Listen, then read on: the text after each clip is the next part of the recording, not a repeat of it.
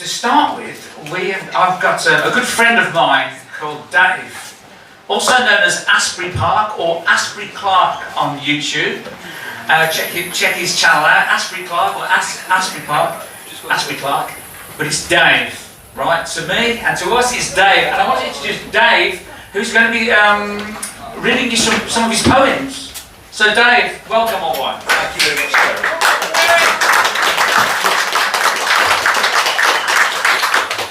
Right.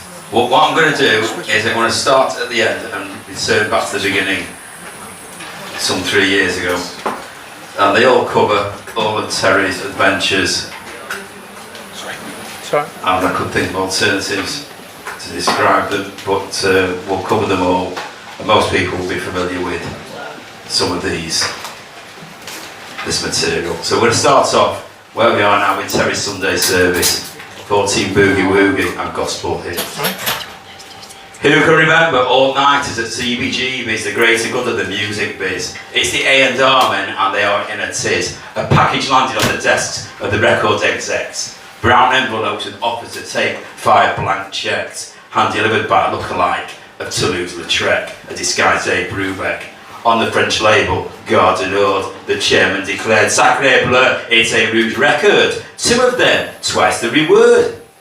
With artwork by Sabrina, aka Unicorn Cat, herself a songstress in the style of Unicorn. Herself a songstress in the style of Linda Ronstadt. Known to be partial to wearing the old titfer, and for those wondering and confused, that's a hat. 14 Boogie Woogie and Gospel Hits, you have to admit our man has raised the standards and thrown down the gauntlet, not put up by Richard Grutter's attempt of counterfeit. Doodled images of Terry resembling some dodgy photo fit, the bootleg bandit.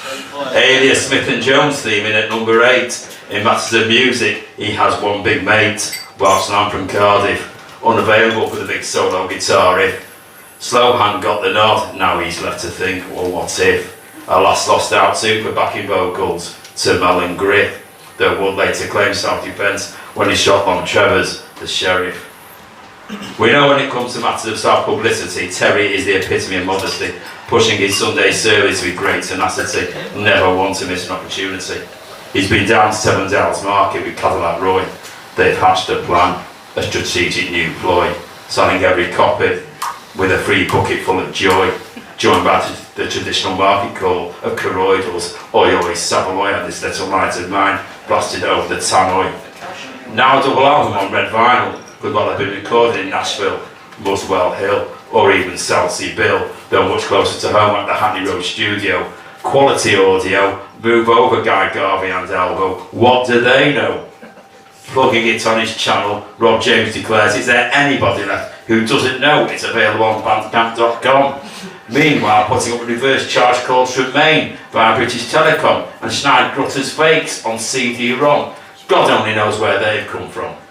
Copies have even turned up at the newest pop-up shop at Glastonbury this year, Commodities Corner, though the salesman has taken on a new persona, calling herself Sharona. Certainly has the patter and the selling knack, even shipping paper-made pens with no click or clack, and stickers that don't stick, sold with blue tack. Don't ask, no money back.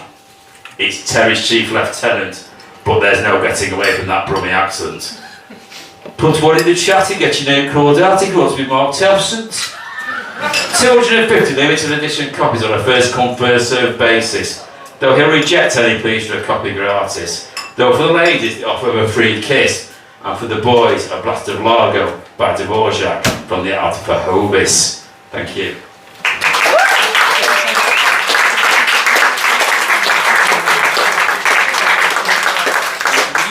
So with the mention of pens, the pens have been a sordid affair. There's been questions over the validity of the manufacturer's name. So this is Pandemic. So the Lord of the Manor suffered a setback. The merchandising venture has been forced to backtrack. The quality is in doubt. No click, more clack. The full force of the Parker Pen Company's lawyers swung into action. He has been describing his ballpoint pens as Parker's, a clandestine assertion, a pending prosecution. Terry's supplier Cadillac Roy omitted to mention they were not the genuine article, a lack of propulsion, prone to malfunction. And unlike the Budweiser, when the ink failed to flow, the small print did mention supply not a million miles from Felixstowe. Well, the clues are there. When the pens arrived in a box marked this way up, the reason was insincere. It was all revealed. They were full of beer. So the pen's origins are now clear. They were made in Sophia. Thank you.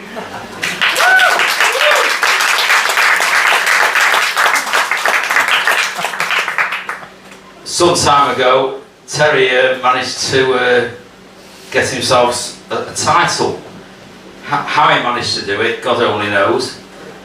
But this will cover the adventure. It's the invite. So the invitation has arrived to take your seat in the House of Lords, or is this just another gig to play some chords? There are accusations he may be a fraud.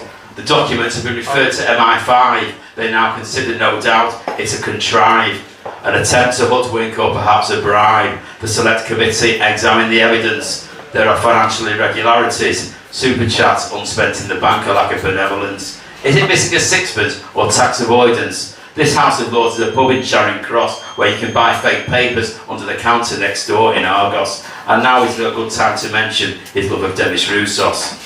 It looks like he's in cahoots with his friend Lord Melbury, his supplier of counterfeit Krugerrands. All transactions are sure to be underhand. Highly far-fetched they are, the top brains in gangland. Well, the truth is out. Terry downloaded the Print Your Own Aristocracy app. You're not suggesting this is a load of crap. That will explain the slow hand clap. Well, they've now gone their separate way. Lord Melbury forced to make a quick getaway, and Terry is now back bashing the St Pancras Steinway. Thank you.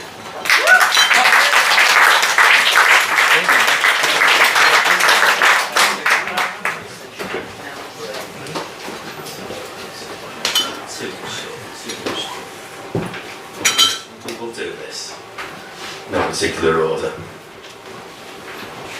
I don't know if you're aware that Chanel every year will have an international fashion show in some very exotic places. Well, last year they chose the industrial quarter of Manchester, as far from exotic as you can get. But it starts at one end and finishes yours truly. You know who, you may not know, you will at the end. So the open secret is out, and in town has arrived the biggest of hitters. Chanel are in Manchester, and the local diehards are asking if it's the newest Holt's best bitter. It's the international métier d'art, and to those who don't know, Manchester's usual idea of cultural is someone who talks all la-di-da and turn their noses up at beef paste in favour of foie gras. Taking over the northern quarter where in the distant industrial past the area appeared in the dullest tones of sepia, though today is very different, celebs abound. You may be unlucky enough to bump into David and Victoria. Historically known as Cottonopolis, now a trendy hangout for acolytes of Oasis, greeting all their mates. Are you alright, Chris? Sat in cafes when if it's not raining, the clouds are invariably cannabis. Getting a coffee in an ecologically reusable cup, though it's more likely because no one's asked to do the washing up. A roof has been erected over the full length of Thomas Street. The Chanel people have demanded that everyone has been upholding to be discreet. Nothing Parisian about this scene, just 40 yards of municipal concrete. A surrealist version worthy of René Magritte. As the models stroll down the catwalk, turn and wave au revoir, just where 24 hours ago you could still get 20 B&H from the permanently open spa. However, 15 minutes later it was all done and dusted. Goodbye, adieu. The A-listers were in complete shock when they were pointed towards the traditional transport. The bus queue for the 142. The aftershow at the party at the Victoria Baths is now in full swing, a scene that won't be lost in the sting. The champagne corks are popping and the glasses are overflowing. The stage is in the deep end of a disused swimming pool. The match recommending fashion for such an event is a cagoule. The headlining band have been warming up with the theme tune to Play School. I spy the keyboard player with the hairstyle of his time. It's back in and cool. I hear you ask, or was it Brian Cox and Dee Ream? Well, of course not. It's the maestro Teddy Miles banging the keys for Primal Scream. Thank you.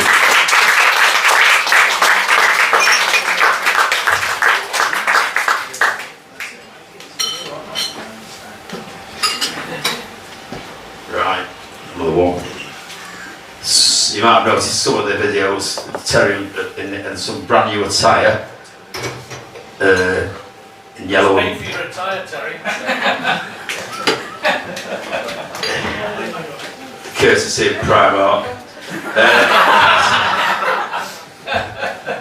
It's a new face of Greg's. Richard Grutter said, open your lug holes. I hear that a certain someone has a freezer full of sausage rolls. A rumour that Greg's are on the payroll. Well, I want him. I can get hold of baseball jackets. I'm lining up that guy who's a keyboard bandit. And he knows a fellow who's got a merchandising bracket, flogging t-shirts down Seven Dials Market. The top brains is a fella from Ipswich. He's got exclusivity on Terry's merch. He doesn't license his leisure wear, doesn't need to. He's a millionaire. He wants no part in the sordid affair. He's retiring soon to Weston-super-Mare. Well, left to his own devices, Richard has no option. He's now running a counterfeiting operation. A backstreet fashion house is supplying his snide version. With the dye still wet, he delivers his product to the customer, who immediately casts aspersion. Grutters, Greg's won't fall for this. Something is obviously amiss. Are you taking the piss? Blue and yellow. You're no sodding Michelangelo. And what is that logo? What's more, I spelled tango. You're only in this for profit to fill your own pocket. You're a charlatan from Maine, always with intentions of gain. None of your gear is legit. Forget it. The open secret is out. Terry's the new face of Greg's. Richard turns away with his tail between his legs. Terry's bright new jacket is unveiled in all its glory, supplied courtesy of Cadillac Roy. He delights in telling Richard he's been hoodwinked. Nods him a wink.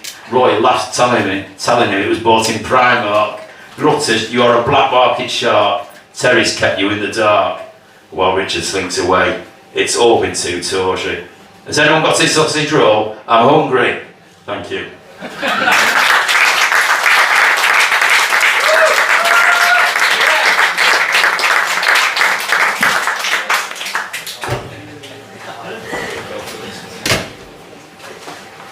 Timekeeping. Advertised times. Unlikely to be kept to. It doesn't matter. Terry time. On the Greenwich Meridian, it's not. Synchronise your clocks, Grutters on the telling bone, welcome the chat, tune the moon, programme Rex. The time is most definitely not sponsored by Accurist. Allegations in the waiting room that he may be Brahms or pianist. He's been out on the beat with a local experimentalist. Perhaps he's running late at an appointment with his manicurist. His fingers must be no less at their very best. His constant changing start times are very likely to perplex. Playlists change at the last moment, now covered in Tipex, suffering the after effects of a self-inflicted Aspel's vortex. Still using the clock on teletext, his times are all between and betwixt. He sets his watch to peal of the parish church bells. So he thought until he realised it's his doorbell, then the penny dropped. He's into his third bottle of Zinfandel. No bloody wonder he can't tell. He plays to the tune of Bolero, Ravel. Or maybe a little hanky-panky has overrun. No rules against that now after Brexit, no longer European. Well, he wouldn't mind that, well, go on, son. Accusations of his timekeeping being somewhat Mickey Mouse, firmly denied by his loyal spouse. And he confirms there's no rodents in this madhouse. Kicks in the catwalk to the floors of this abode, the Pied Piper of Penpole Road. Terry's current horological device is definitely not on the mantle. It stands outside alone on a big stone pedestal, some old Victoriana, a present from Brendan Kavanagh, the Hackney thinking man's George Santayana, his partner in crime on the St Pancras Joanna. Would you Adam and Eve it? It's a 4-foot high sundial. This explains why he's far from being punctual. With little or no sun and overcast and cloudy, telling the time is far from bona fide, though I think it may have more to do with the open bottles of Vino Verde. His time should be taken with a pinch of salt. He was last seen out cruising in the Herald, turning up the asphalt. Little idea of the time comes to an immediate halt. Oh shit, it's the fan belt. I've got a show tonight. The waiting room will be wondering where I am. I'm miles away in Clapham. Desperately needs a delayed taxi. I know, I'll WhatsApp the lamb. He'll spin it out, the live chat, and he can talk ad nauseam. For the 2-minute warning, Terry's been employing the use of an egg timer, a gift from Richard Grutters. He knew it was of no use, sure to give Terry a dose of the blues, loves nothing more than dishing out some abuse. You can see it there on the shelf next to the signed picture of Dr. K. It was gifted to Terry so he could add something to hero worship. Only it was a demic, there's no sand in it. Terry didn't notice. That would explain why all his eggs are hard boiled and his toast is burnt obis. It's the final straw. He gives up his current pair of analog 70s watches, a Tissot and Casio. He confesses they stopped working a long time ago. The reason was clear. They were souvenirs from Flintshire. Batteries not included. Precise time is no important, to which he alluded. Times, he says, will have to remain approximate. No need to be considered at all accurate. It matters not. He will always be everyone's boogie-woogie laureate. Thank you.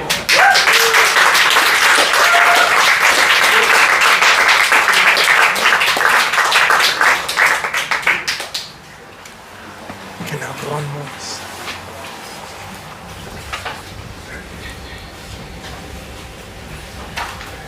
Look at this, well organised.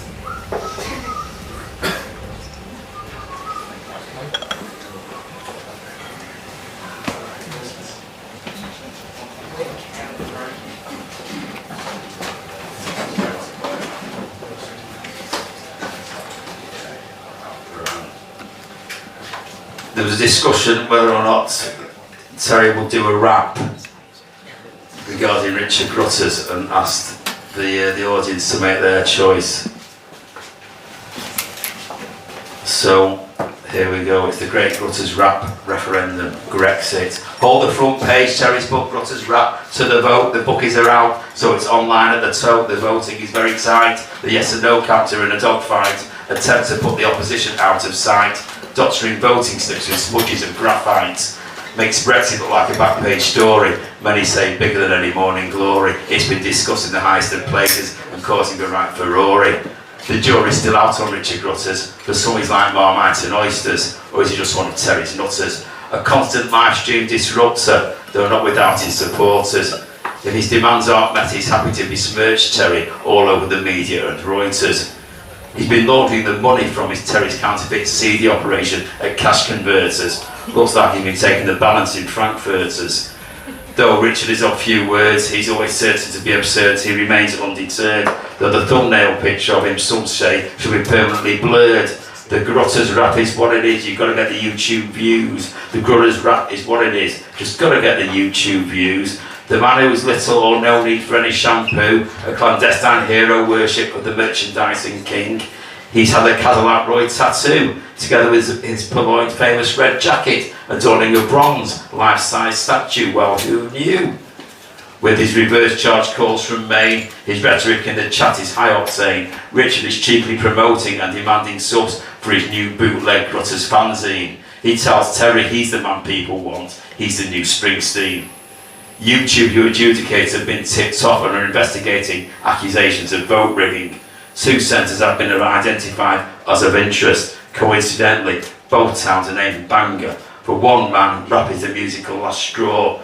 More pleasure listening to Grutters snore. The other is a telephone operator's worst nightmare, lacking in the finer points of savoir-faire. His clothes are not loud and are definitely square.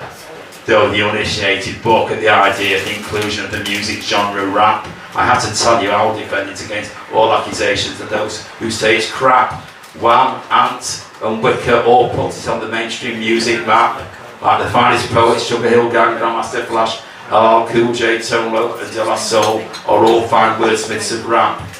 Jew's not taking it lying down, he's taking it to the electoral ombudsman. He's serious, his face is deadpan. He declares this rap is no showpan, choking on his Chevy Chambertin. He demands its place under an immediate ban. Sherry has been up all night crunching the numbers. With the sun coming up, it's now fast asleep, golden slumbers. To extrapolate the facts, and to be honest, this science is not exact. Like Tracy Eminence to be considered a bit of fun and abstract. Sherry has had to vehemently deny having any affiliations and under any paid contract. The big announcement is coming at midday from Hackney Green. Already made her way down there is the boss Eileen, in a left-handed tambourine, in a right a Starbucks American Carno cup of caffeine. It's to be broadcast across all news channels. Some nameless man will be shouting it locally from the banks of the Bridgewater Canal. The moment of truth is imminent. The crowd are getting patient. It isn't. It couldn't. The officer in charge of the declaration is Penny Mordaunt. And the winner is... Terry thought long and hard if the vote doesn't go to plan. Now that public piano players are persona non grata across the province of Sichuan. He may yet take up Dr. K's invitation on bashing pianos in Taiwan, or take his pub quest to the beer cellars in Bavaria, raise a stein to Thomas F. Moser, and take the V's up down the Autobahn. Thank you.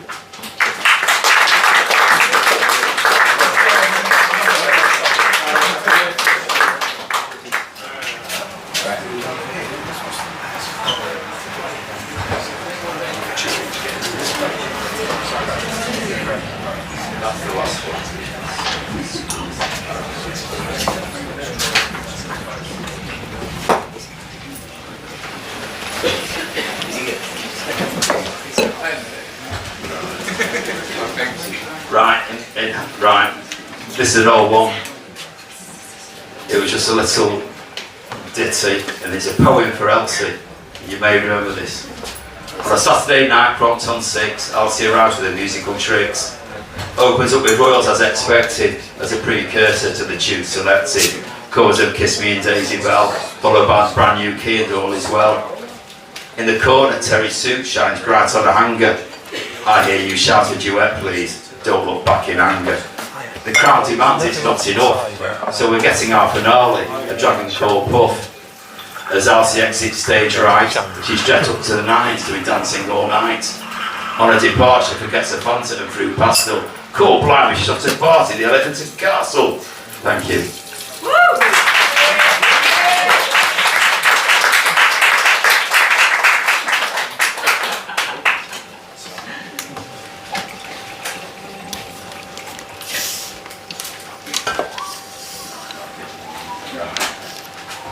Because the last one's a long one, we'll just do an Oriental ode. Again, Terry on his adventures, travelling the world, banging the keys. So Terry landed safe and sound through business class Air Japan, while Hackney Airways could only get him as far as the Barbican. His quest to the land of the rising sun to boogie woogie in earnest began. Some confusion in translation when asking for pianos when he's offered a bag of marshmallows. Terry's choice of attire impresses the locals. He's very flattered, puts it down to his red-tinted varifocals. Wearing his red socks, the question everyone's asking is, are they designed by Pierre Cardin? Highly unlikely, he said out of the back of Cadillac Roy's Nissan white van. He tries all the local cuisine in Tokyo, and on the menu is a selection of carpaccio. When he inquires about its origin, all covered in sauce, Gordon Bennett, it's horse! Terry's in the Orient for reasons of his vocation, little time for recreation, cider is in short supply. He considers to diversify, no time to get picky, it's pints of sake.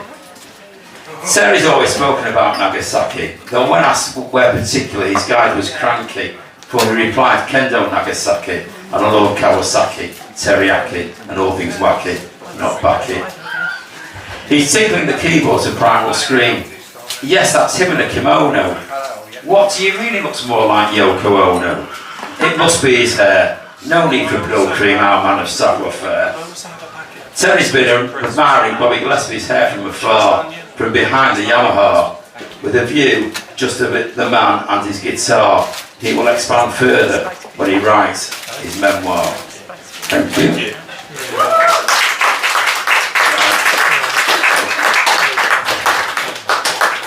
This is the one that started it all off, and it only started off as 4 lines, 5 lines, 6 lines, and it just grew and grew and grew. And it took an eternity, but we got there in the end.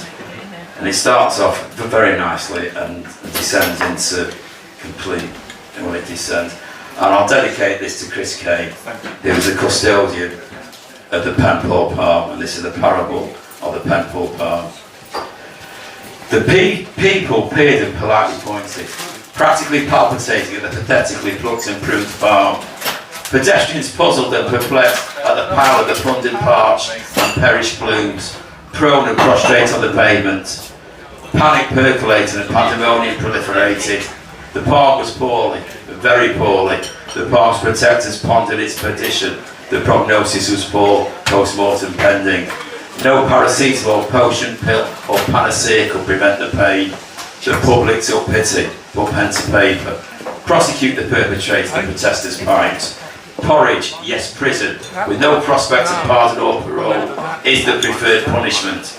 A period of penal pillory, penitence to be paid, possibly Parkhurst, Pentonville perhaps. The plight of the Park's predicament was perilous, precariously placed on the precipice. The parish priest's pronouncement from the pulpit of the Palm's paralysis and procrastinations appeared pessimistic.